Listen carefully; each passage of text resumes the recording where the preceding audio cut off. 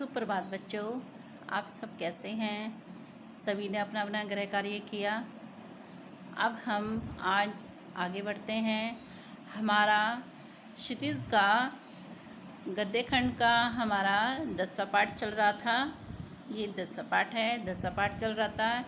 इसमें हमारे पाठ का नाम था नेताजी का चश्मा। ठीक है, हम इसमें आगे जो हमारी कहानी थी, नेताजी के चश्मे के चारों ओर घूम रही थी, क्योंकि वहाँ पे चौराहे पर एक मूर्ति बनाई गई थी नगर पालिका में जो प्रशासनिक अधिकारी थे उनके प्रस्ताव पर। और वो कार्य किसको दिया गया था? एक विद्यालय के ड्राइंग मास्टर को दिया गया था जिनका नाम मोतीलाल था। तो उन्होंने मूर्ति तो बनाई, जल्दबाजी में बनाई, क्योंकि 1 महीने में मूर्ति उन्होंने बना के तैयार भी कर दी। और वो मूर्ति में क्या कमी रह गई है? उनकी आंखों पर चश्मा भूल गई बनाना, जिसके कारण ये पूरी कहानी बनाई गई है। यह कहानी इसी चश्मे के चारों ओर घूमती है। और यहाँ पे हम आगे बढ़ते हैं। इससे पहले वीडियो में हमने सारांश देखा था, सभी ने अच्छे से समझा। अब हम आगे बढ़ते हैं। इसमें अब हमारा आता है मुख्य पात्र। सबसे पहले हम इसमें इस पाठ के मुख्य पात्र देखेंगे। इसमें मुख्य पात्र कौन कौन से हैं आप सब जान गए होंगे। इसमें हमारे 3 मुख्य पात्र थे, हालदार साहब, पानवाला और कैप्टन चश्मे वाला। ठीक है, कभी कभी एग्ज़ाम में प्रश्न आ जाता है कि नेताजी का चश्मा पाठ से आप मुख्य पात्र के बारे में बताइए, या इससे संबंधित कोई भी परीक्षा में आपका प्रश्न आ जाता है, तो इसलिए हमें मालूम होना चाहिए कि उसमें क्या क्या विशेषताएं। सबसे पहले हमारे यहाँ पर हालदार साहब आते हैं। हालदार साहब इस पाठ के मुख्य पात्र हैं। हालदार साहब बहुत ही भावुक थे, वे देश प्रेमी भी थे और देशभक्तों का सम्मान करते थे। और जो लोग देशभक्तों का सम्मान करते थे वे उन लोगों को बहुत पसंद करते थे, इसलिए वे कैप्टन को भी बहुत पसंद करते थे और कैप्टन का सम्मान करते थे। क्योंकि वह देशभक्त का सम्मान करता था, इसलिए हालदार साहब भी उसको पसंद करते थे। हालदार साहब बहुत जिम्मेदार व्यक्ति थे। जब भी कस्बे से निकलते थे तो वहाँ पर नगर पालिका के द्वारा किए गए कार्यों की सराहना भी करते थे। वे बहुत संवेदनशील थे, भावुक थे और सभ्य व्यक्ति थे। सभी का सम्मान करना जानते थे, सभी से बात करने का तरीका भी उन्हें बहुत अच्छा आता था।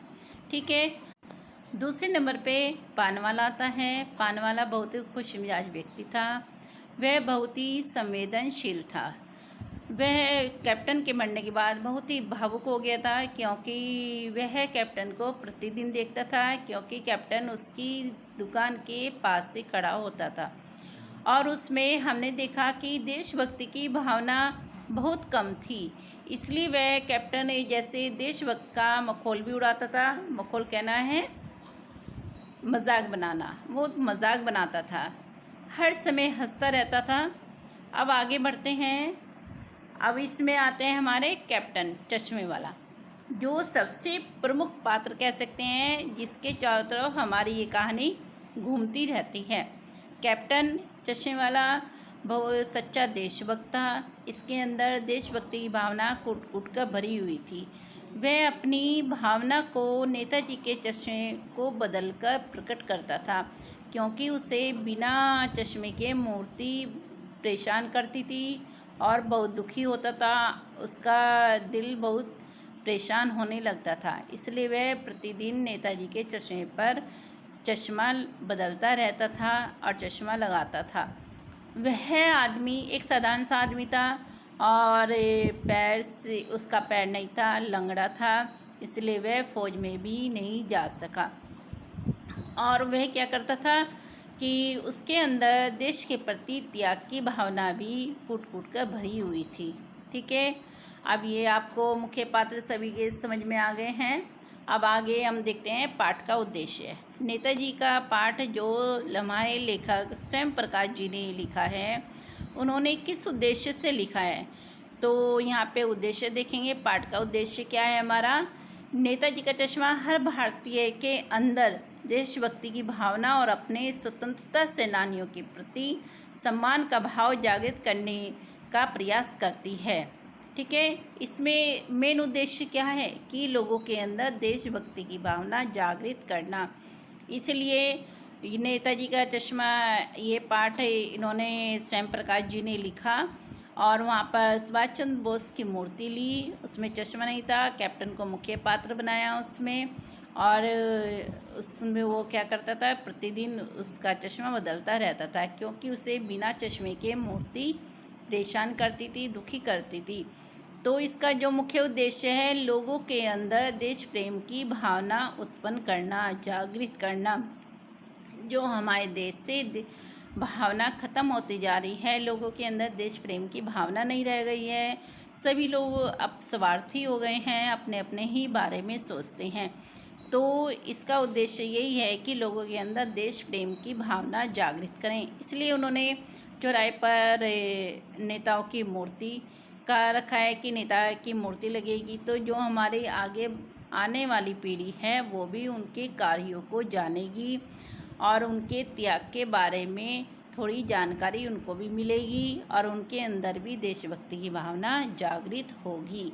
यही इसका मुख्य उद्देश्य है। आगे देखते हैं इसके पाठ के शीर्षक की सार्थकता। सार्थकता कहते हैं कि क्या इसका जो शीर्षक है नेताजी का चश्मा, क्या ये बिल्कुल सही है? तो हाँ, हम ये कह सकते हैं, जैसे हमने पूरी कहानी देखी है कि ये कहानी नेताजी के चश्मे के चारों ओर घूमती रहती है। नगर पालिका के प्रशासनिक अधिकारी के प्रस्ताव पर ये काम ड्राइंग मास्टर को सौंपा गया है जिनका नाम मोतीलाल था। उसने जल्दबाजी में 1 महीने के अंदर मूर्ति तैयार कर दी और उसमें मूर्ति में क्या कमी कर दी है, चश्मा भूल गया है वो।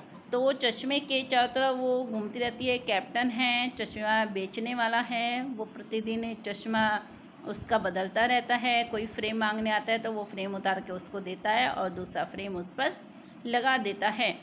और अंत में क्या होता है कि जब कैप्टन मर जाता है तो उस मूर्ति पर क्या होता है, सरकंडे का चश्मा लगा होता है जो बच्चे लगा देते हैं, जिसको देखकर हालदार साहब बहुत ही भावुक हो जाते हैं और उनकी आंखें नम हो जाती हैं और वे एकदम से सोचने लगते हैं कि हाँ, हमारे देश में अभी भी देशभक्ति की भावना जीवित है। तो इन सब को देखते हुए हम कह सकते हैं कि जो पाठ का शीर्षक है उसकी वह बहुत ही उपयुक्त है और सार्थक है क्योंकि कहानी चश्मे के चारों तरफ ही घूमती रहती है। ठीक है, आगे देखते हैं। इसमें नेताजी के चश्मे के द्वारा स्वयं प्रकाश जी ने क्या संदेश दिया है? उन्होंने यह संदेश दिया है कि हमें अपना स्वार्थ भुलाकर हमें देश के बारे में सोचना चाहिए। ये नहीं कि हम अपने बारे में ही सोचते रहें। जिन्होंने हमें आज़ादी दिलाने में जान की बाजी लगा दी, हमें उनके बारे में भी सोचना चाहिए। कुछ नाम तो प्रसिद्ध हैं लेकिन जिन्होंने उनका सहयोग दिया है उनका तो नाम कहीं भी नहीं आता है। तो हमें उनके प्रति भी थोड़ा सा समर्पित होने की भावना होनी चाहिए, उनके प्रति सम्मान की भावना होनी चाहिए, आदर सम्मान करना चाहिए और कभी भी देशभक्तों का सम्मान करने वालों की मजाक नहीं बनानी चाहिए। मजाक बनाना अच्छी बात नहीं है, चाहे वे किसी भी आर्थिक स्थिति में हो या सामाजिक दृष्टि से किसी भी स्तर का हो, हमें उसकी कभी भी मजाक नहीं बनानी चाहिए। जैसे इस पाठ में पान वाले ने कैप्टन की मजाक बनाई थी, तो इस प्रकार से हमें किसी की मजाक नहीं बनानी चाहिए। हमें हमेशा देशभक्तों का सम्मान करना चाहिए और देशभक्तों का सम्मान करने वालों का भी हमें आदर करना चाहिए। ठीक है, यही संदेश है इस पाठ का। आगे हम प्रश्न देखें। हमारे 2 प्रश्न हो गए थे, इसमें अब 3rd नंबर पे प्रश्न देखते हैं कि आशय स्पष्ट कीजिए। आशय स्पष्ट कीजिए बताए कि ये जो हमें लाइन दी गई है, 2 पंक्ति दी गई है, हमें इसका अर्थ बताना है। ये पंक्तियाँ क्या हैं कि बार बार सोचते क्या होगा उस कौम का जो अपने देश की खातिर घर गृहस्थी ज़मानी ज़िंदगी सब कुछ होम देने वालों पर भी हंसती है और अपने लिए बिकने के मौके ढूंढती है। तो इसका अर्थ ये है कि हालदार साहब कैप्टन की मृत्यु पर परेशान हो गए थे, दुखी हो रहे थे, उदास थे, और वे ये सोचते हैं कि कैप्टन जैसे लोग ही हमारे देश के लिए एक आशा की किरण हैं। हमें इनसे ही लगता है कि हाँ, हमारा देश अभी भी प्रगति की ओर जा सकता है, हमारे देश की रक्षा करने वाले लोग अभी भी हमारे देश में हैं, और जो बाकी लोग हैं दूसरों पर हंसने का काम है इन्हें, और आगे क्या है, आगे देश के लिए कुछ भी नहीं कर सकते। जैसे पान वाला है, पान वाला कैप्टन पर हंसता था, वो मूर्ति पर चश्मा लगाता था और पान वाला उस पर हंसता था। और नगर पालिका ने एक क्रांतिकारी बताया कि जो स्वतंत्रता सेनानी है, जिसने अपने जान की बाजी लगा दी देश को आज़ाद कराने में, मूर्ति बनवाई, और उसमें भी क्या किया कि उसमें भी कमी छोड़ दी है, चश्मा नहीं था, और बिल्कुल भी ध्यान नहीं रहा कि हाँ उस पर चश्मा नहीं था, और एक कैप्टन ने ही ध्यान दिया और उसके जो दिल को ठेस पहुंच रही थी बिना चश्मे की मूर्ति देखकर, और उसने वहाँ पर मूर्ति लगवाई है। इसलिए हलदर साहब कहते हैं कि ऐसे लोगों पर भी दुनिया हंसती है, और जो स्वार्थी लोग हैं, केवल अपने लिए ही, अपने बारे में ही सोचते रहते हैं, ऐसे लोगों से हमारे देश का भविष्य कैसे बनेगा। ऐसे लोगों से तो हमारे देश का भविष्य एक अंधकार की तरफ चलना शुरू हो जाएगा। ठीक है, इसी पंक्ति का यही अर्थ है कि जो स्वार्थी लोग हैं उससे हमारे देश का भविष्य नहीं बनेगा, और जो देशभक्तों का सम्मान करने वाले लोग हैं उनसे ही हमें एक आशा की किरण दिखाई देती है। ठीक है, आगे समझ में आ गया। अब आगे का प्रश्न देखते हैं, प्रश्न नंबर 4। तो यहाँ पे 4 पे देखेंगे कि पान वाले का एक रेखाचित्र प्रस्तुत कीजिए। तो इसमें हमें पान वाले का बताना है कि पान वाला कैसा था। जैसे मैंने आपको बताया कि पान वाला कैसा था, मोटा था, उसकी तोंद निकली रहती थी, और जब भी वह हंसता था तो ये तोंद उसकी थिरकती रहती थी।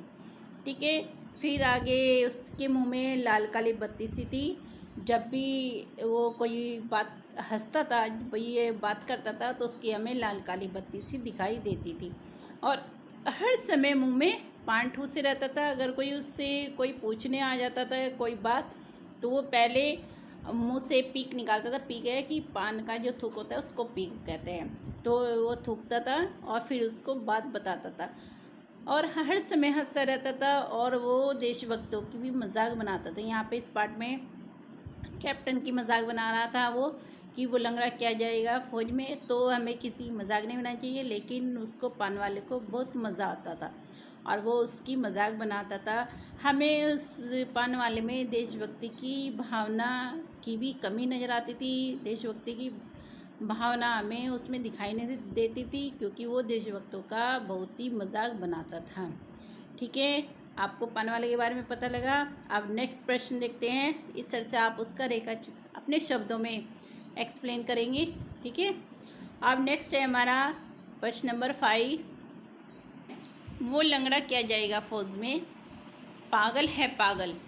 तो कैप्टन के प्रति पान वाले की इस टिप्पणी पर अपनी प्रतिक्रिया लिखिए। इस पे अपने विचार लिखने हैं कि कैप्टन ने, वो पान वाले ने कैप्टन का मजाक बनाया था। जब उसने, हालदार साहब ने कैप्टन से पूछा कि उसका नाम कैप्टन है, क्या वो फौज में है, तो फिर एकदम से पान वाला व्यंग्यपूर्ण हंसते हुए कहने लगा कि वो क्या जाएगा लंगड़ा फौज में, पागल है पागल।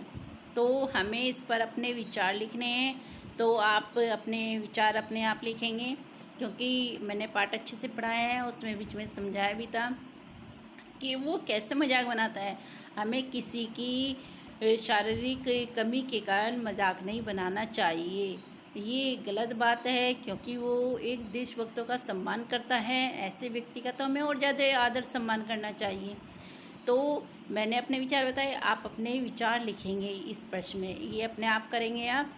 आगे देखिए, नेक्स्ट प्रश्न देखते हैं। प्रश्न नंबर 6 देखेंगे कि निम्नलिखित वाक्य पात्रों की कौन सी विशेषता की ओर संकेत करते हैं। तो इसमें क्या है कि वाक्य दिए हुए हैं, हमें इनके आधार पर पात्रों की विशेषताएँ बतानी है। वैसे तो पात्रों की विशेषताएँ मैंने पीछे बताई है, मुख्य पात्र का जब परिचय दिया था। अब यहाँ पे लाइनें दी है, इनके आधार पे बताना है। सबसे पहले का पे देखेंगे, यहाँ पर सबसे पहले हमारी लाइन है, हालदार साहब हमेशा चौराहे पर रुकते और नेताजी को निहारते। तो वे जब वो कंपनी के काम से जाते थे तो उस कस्बे से होकर जाते थे और वहाँ पर जो मूर्ति लगी हुई थी सुभाष चंद्र बोस की, तो वो उसको निहारते थे। तो इस समय उनकी किस विशेषता की पता लगता है? हमें उनकी देशभक्ति की भावना पता लगती है कि उनके मन में देशभक्ति की भावना कूट कूट कर भरी हुई है। इसलिए वो कैप्टन जैसे लोगों का बहुत सम्मान करते हैं और इसलिए वो उनको निहारते थे। ठीक है, अब नेक्स्ट देखते हैं हाँ नंबर पर कि पान वाला उदास हो गया और उसने पीछे मुड़कर मुंह का पान नीचे थूका और सिर झुकाकर अपनी धोती के सिरे से आंखें पोंछता हुआ बोला, साहब कैप्टन मर गया। तो हमें उनकी किस विशेषता का पता लगता है पान वाले की, कि पान वाला बहुत ही संवेदनशील है, भावुक है और वो भी कैप्टन के मर जाने पर बहुत दुखी था। ठीक है, हमें क्या विशेषता पता लगती है कि पान वाला बहुत भावुक है और संवेदनशील है। ठीक है, अब नेक्स्ट है गा पे देखते हैं। गा पे है कैप्टन बाबा मूर्ति पर चश्मा लगा देता था। तो इसमें हमें कैप्टन की किस विशेषता की पता लगता है कि कैप्टन में जो देशभक्ति की भावना है वह कूट कूट कर भरी हुई थी, इसलिए वो मूर्ति पर चश्मा लगाकर अपनी देशभक्ति की भावना को प्रकट करता है। आगे समझ में। अब नेक्स्ट प्रश्न देखते हैं, प्रश्न नंबर 7। अब 7 नंबर पे है, जब तक हालदार साहब ने कैप्टन को साक्षात नहीं था तब तक उनके मानस पटल पर कौन सा चित्र रहा होगा, अपनी कल्पना से लिखिए। तो इसमें हालदार साहब ने जब तक कैप्टन के बारे में केवल सुना था, देखा नहीं था। असली में अगर देखा जाए तो कैप्टन कैसा था? शारीरिक रूप से थोड़ा कमज़ोर था, मरियल सा था, बूढ़ा था और पैर से लंगड़ा था। लेकिन जब तक उन्होंने कैप्टन को नहीं देखा था तो हालदार साहब के मन में एक छवि बन गई थी कि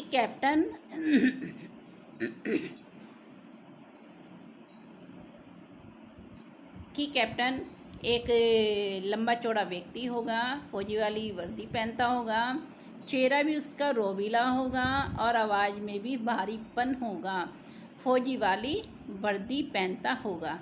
तो ये उनके मन में एक छवि बन गई थी कैप्टन के प्रति। ठीक है, इसको इस तरह से लिखेंगे। अब नेक्स्ट प्रश्न देखते हैं, प्रश्न नंबर 8 है हमारा कि कस्बों, शहरों, महानगरों के चौराहों पर किसी न किसी क्षेत्र के प्रसिद्ध व्यक्ति की मूर्ति लगाने का प्रचलन सा हो गया है। अब हमें 3 उसमें बता रखा है ये प्रश्न। अब काम में देखते हैं, काय है हमारा, इस तरह की मूर्ति लगाने के क्या उद्देश्य हो सकते हैं। तो जैसे चौराहे पर मूर्ति लगाते हैं महापुरुषों की, तो ये किस उद्देश्य से लगाई जाती है? तो इसका मुख्य उद्देश्य ये होता है कि जो हमारी आगे आने वाली पीढ़ी है, भावी नागरिक हैं, वे इन देशभक्तों के बारे में, इन महापुरुषों के बारे में जानेंगे, इनके कार्यों को समझेंगे और उनके मन में भी देशभक्ति की भावना जागृत होगी। यह इसका मुख्य उद्देश्य है। ठीक है, अब खापे देखते हैं। खापे है, आप अपने इलाके के चौराहे पर किस व्यक्ति की मूर्ति स्थापित करवाना चाहेंगे और क्यों? तो इसमें है, हम अपने इलाके में महापुरुषों की मूर्ति, संत ऋषियों की मूर्ति और साहित्यकारों और वैज्ञानिकों की मूर्ति लगवाना चाहेंगे, जिससे उनके कार्यों से हमें कुछ प्रेरणा मिलेगी और हम भी अच्छे कार्य करने के लिए प्रेरित होंगे। ठीक है, अब गा पे देखते हैं। गा है, उस मूर्ति के प्रति आपके और दूसरे लोगों के क्या उत्तरदायित्व होने चाहिए। मतलब मूर्ति तो लगवा दी है चौराहे पर, हमें उस मूर्ति के प्रति क्या उत्तरदायित्व होने चाहिए कि हमें समय समय पर उस मूर्ति, जिसकी भी मूर्ति लगी होगी, हमें उनका जन्मदिन मनाना चाहिए।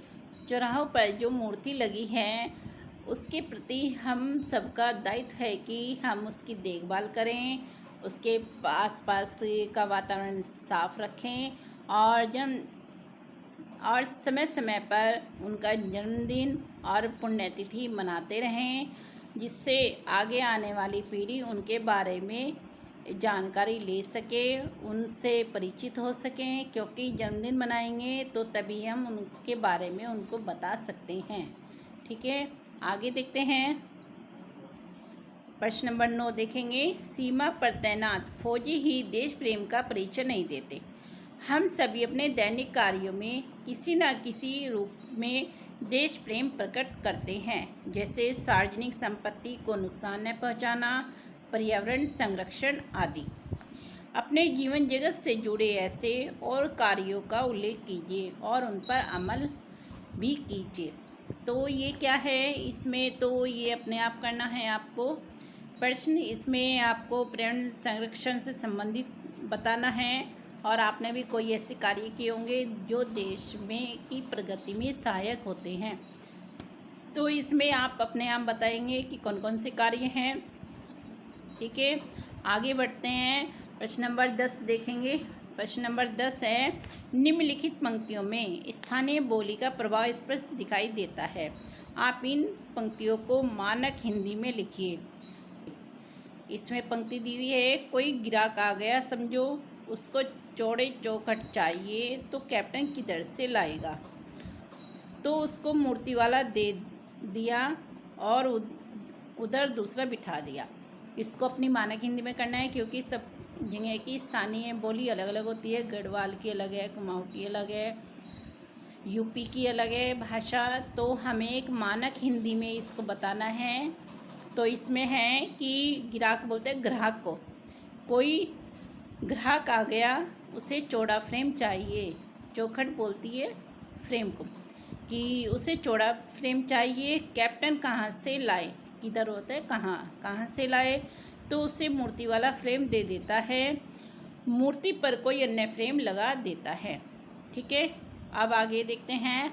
प्रश्न नंबर 11 कि भाई खूब क्या आइडिया है। इस वाक्य को ध्यान में रखते हुए बताइए कि एक भाषा में दूसरी भाषा के शब्दों के आने से क्या लाभ होता है। तो क्या है, अगर हम देखा जाए, आपने देखा हो कि हम कोई भाषा का प्रयोग करते हैं तो उसमें कुछ शब्द हमारे उर्दू के भी आ जाते हैं, कुछ अंग्रेजी भी आते हैं। तो ऐसे हम मिलीजुली भाषा का प्रयोग करते हैं। इससे क्या होता है, हमारी भाषा प्रभावशाली हो जाती है। जैसे कि भाई खूब क्या आइडिया है। तो भाई खूब क्या है, हमारा उर्दू के शब्द है, और आइडिया क्या है, हमारा अंग्रेजी शब्द है। तो इससे क्या हो गया कि ये प्रभावशाली हो गया है। तो अपनी भाषा को प्रभावशाली करने के लिए हम मिले जुले शब्दों का प्रयोग कर लेते हैं, मिले जुले भाषा का प्रयोग कर लेते हैं। लेकिन जब वो भाषा हमारी दिखावे वाली हो जाती है तो वे और खलल डालने लगते हैं, उसमें हमें बाधा डालने लगते हैं। तो तब हमें ऐसे शब्दों का प्रयोग नहीं करना चाहिए। लेकिन कुछ शब्द प्रभावशाली होते हैं, उस पर प्रभाव डालने वाले होते हैं, तो ऐसे शब्दों से हमारी भाषा प्रभावशाली हो जाती है। ठीक है, आपको ये समझ में आ गया है। अब ये आपको 11 प्रश्न करा दिए हैं। अब आगे मैंने आपको वर्कशीट दे रखी है, वर्कशीट आप करेंगे। उसमें कुछ मैंने प्रश्न आपके समझ के भी डाले हैं कि आप अपनी समझ से वे प्रश्न करेंगे। ठीक है, आपको सब समझ में आ गया है। अब मैं नेक्स्ट वीडियो में आपका वाक्य लूँगी। वाक्य आपने अर्थ के आधार पर पढ़े हैं, अब 10th में आपका रचना के आधार पर आ गए हैं। आप उसको अच्छे से समझाएंगे, सभी अच्छे से समझना है। ये सभी कार्य आप करना। आपने फर्स्ट चैप्टर कर लिया होगा सूरदास जी के पद।